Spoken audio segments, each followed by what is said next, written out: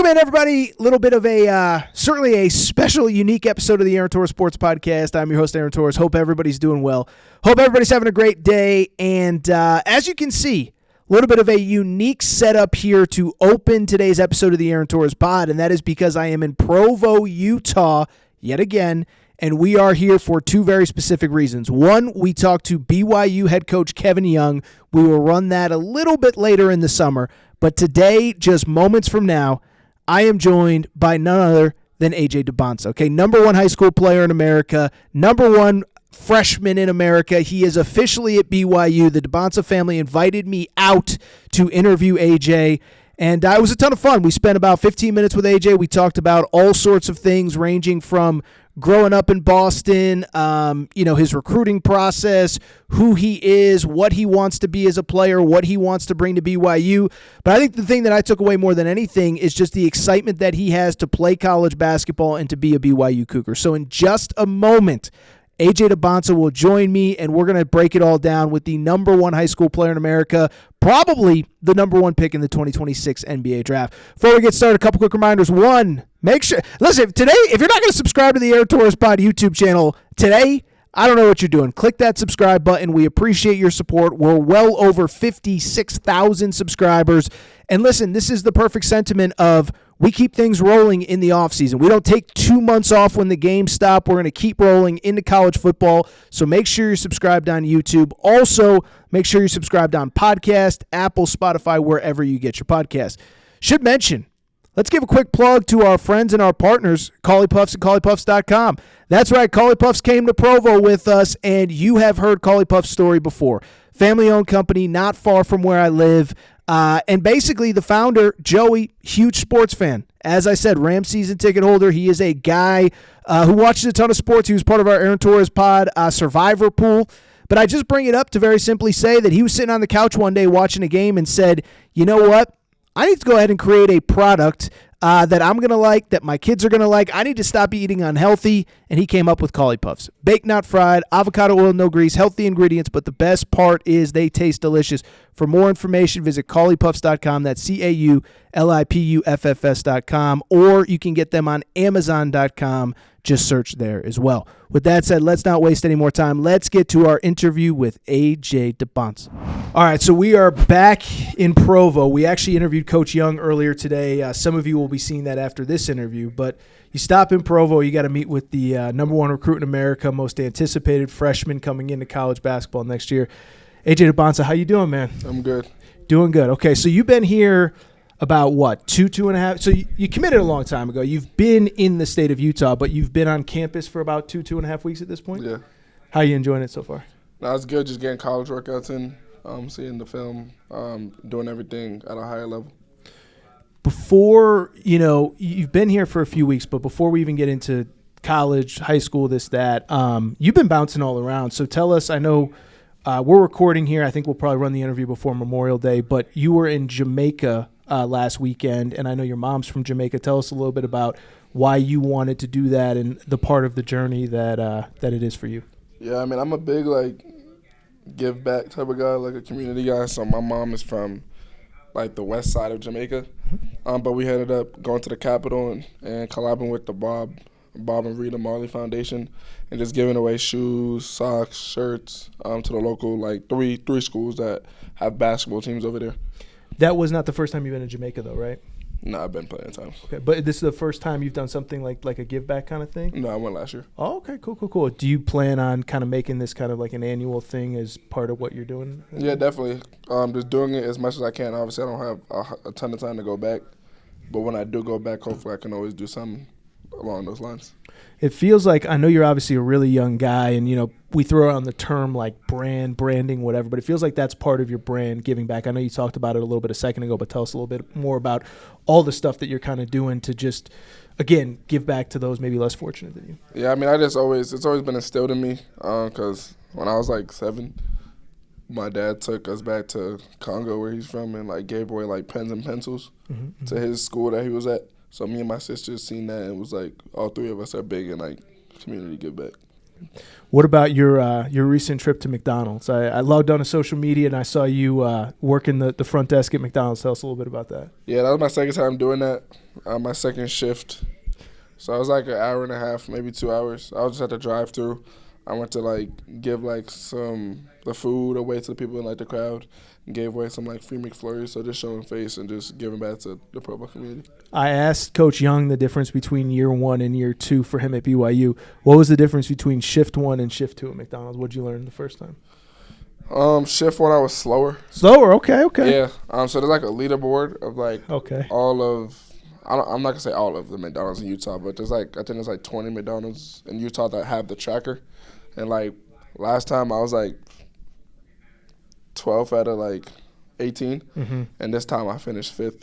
Okay. So while I was there for that hour and a half, I jumped up to 5. I was gonna say, does that competitive spirit, like the Michael Jordan, I took that personal kind of thing, does that pop up at McDonald's? I mean, yeah, if I'm gonna be doing it, I might as well sure. be top. I mean, I'll try to be top 1, but I wasn't there for long enough. But top 5, an hour and a half is not that bad. So is there going to be a shift number 3 where you try to get up to number 1?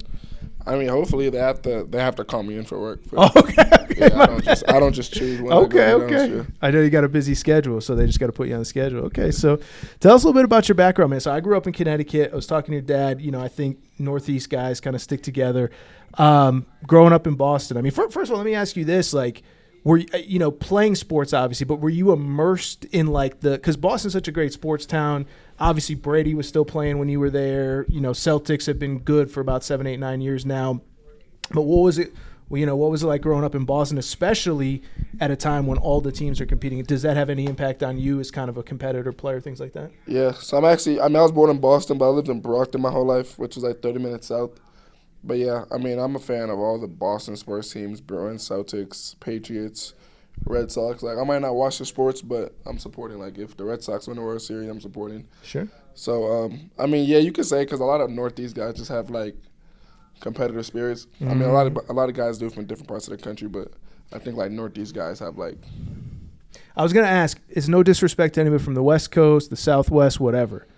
I do think there's a little something different about growing up in the Northeast. With no disrespect intended to anybody else, would you agree with that? Yeah, I just think the whole East Coast as a whole.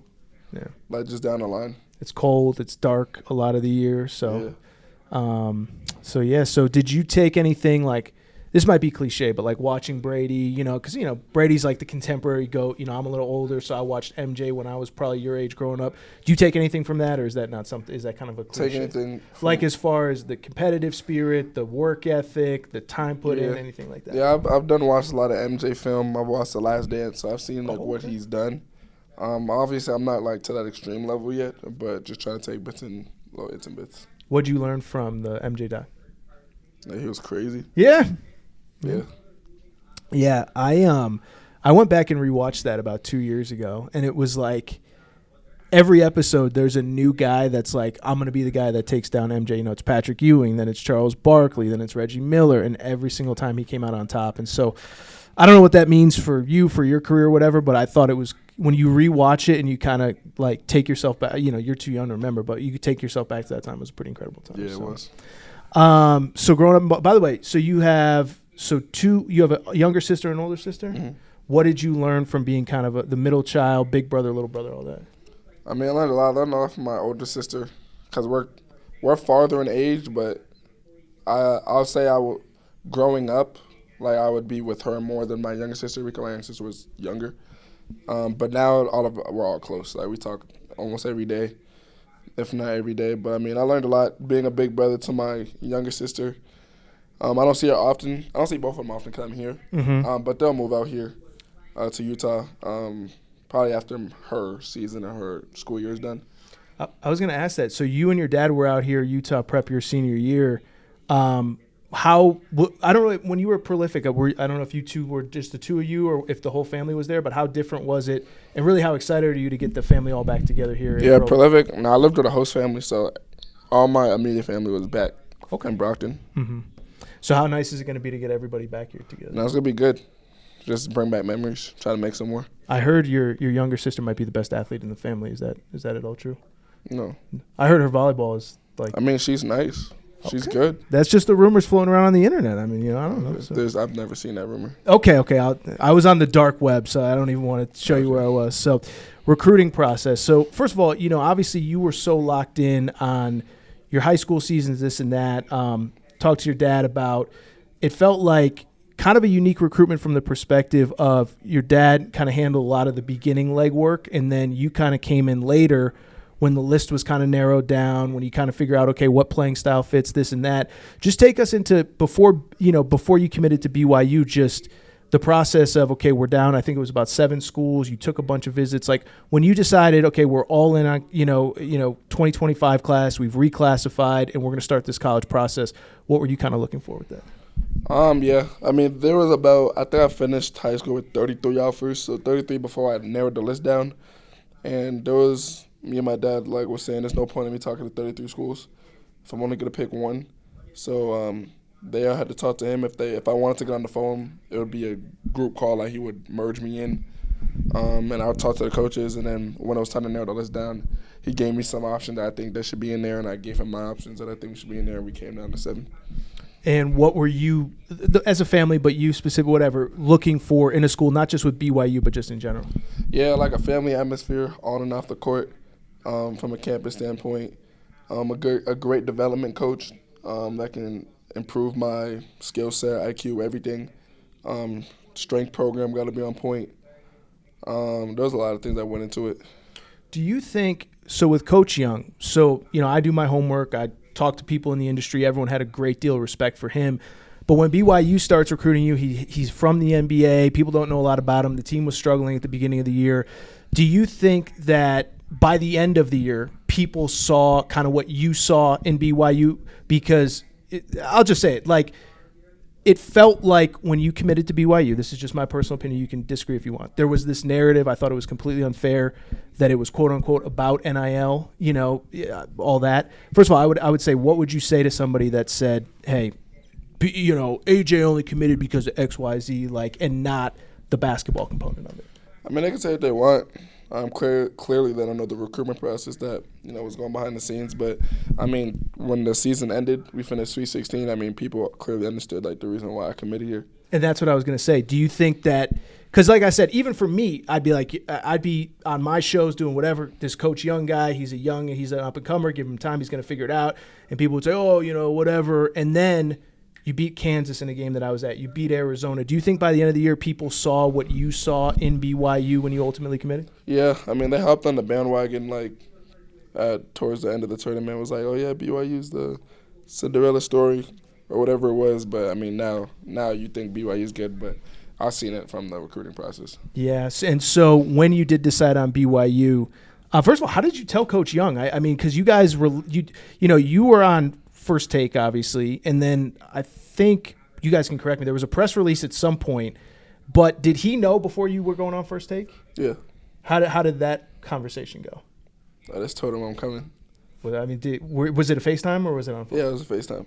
How excited was he and the staff? Nah, he was geeked. No, the staff didn't know. Okay, so it was just him? It was just him.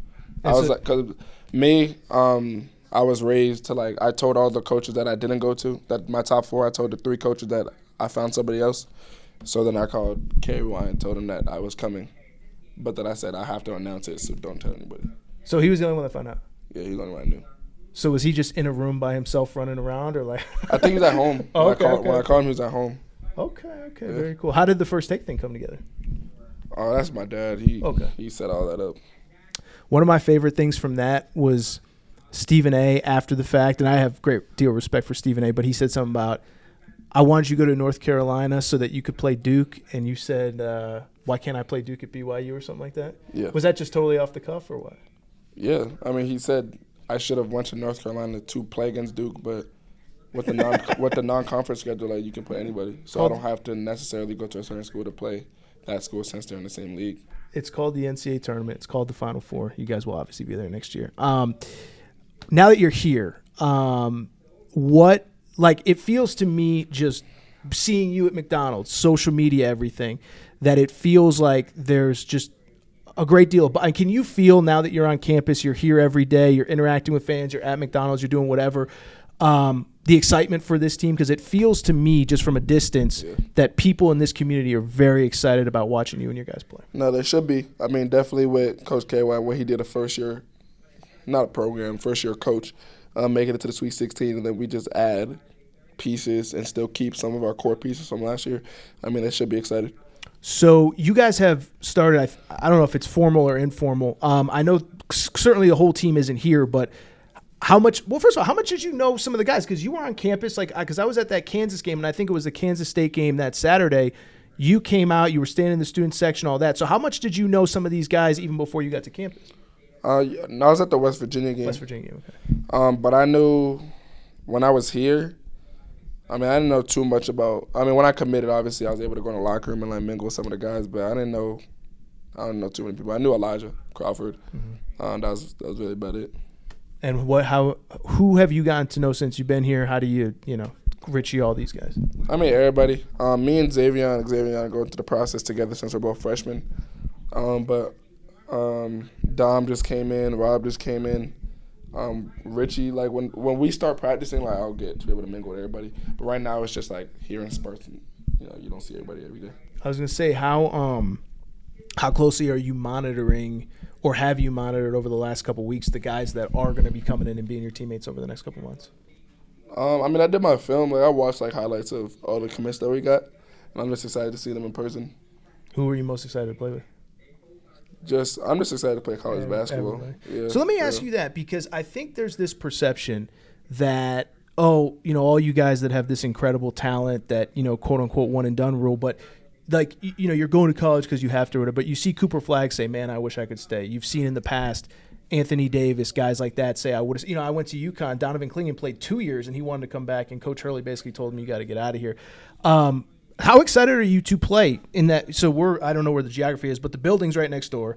I was there for the first time. It was 20-something thousand people. It was one of the craziest environments I've ever been in. You've obviously been to a couple regular season games here. How excited are you to be part of college basketball and to kind of make your own legacy in this sport? No, it should be fun. All the games I've been to here, I was in the student section. Yeah, sure. So now I'll be able to be on the court and have the students cheering for me. Yeah, but being here, though, being at those games, I don't know, I just think the fan base, and I've told Tyson the SID this, feel like people, until you see it for the first time, until you're part of it for the first time, you don't realize how big the place is, how loud it gets, how crazy all this on that. So, yeah. Just a couple more. I would ask, I've seen interviews with Rob Wright. I know we're talking about, teammates of yours or future teammates, but Rob Wright, is that a guy that you've either played with or kind of know a little bit? Yeah, so I've been playing. Honestly, I played against him for the first time probably when I was in 9th grade. I played against team final. Mm-hmm. But then I played top 100 camp. We've been to camps together. But I played with him one game. It was a Slam Summer Classic in 2023. So I've been knowing him for 2 years now. Gotcha. So we're here in the middle of May. Obviously, you're taking classes. You're not going to be back on the court in an official capacity until October. What does your summer look like? What do you got going on? Not just working out, doing summer school. But then I'll head up to Team USA in around the middle of June. Okay. YouTube channel? Tell me a little bit about that. Oh, yeah, I just started a YouTube channel. Go subscribe. It's just my name. Yeah.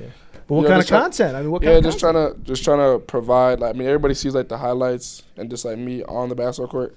But just trying to provide, travel days, behind-the-scenes work, workouts, just, different stuff, besides me just playing games. Yeah, we've seen, as we record here, there's been one video posted. I'm curious, like I said, if we get the behind-the-scenes on McDonald's or anything like that. But yeah, YouTube, we're going to have, when we run this interview, all the visuals so people can subscribe right there. But anything else, any other messages for BYU fans that you want them to know as you get ready for your first season here in college basketball? Go Cougs. Go Cougs. All right, AJ Dybantsa, #1 player in America, BYU Cougar. We appreciate my time. We appreciate your time, my man. Thank you.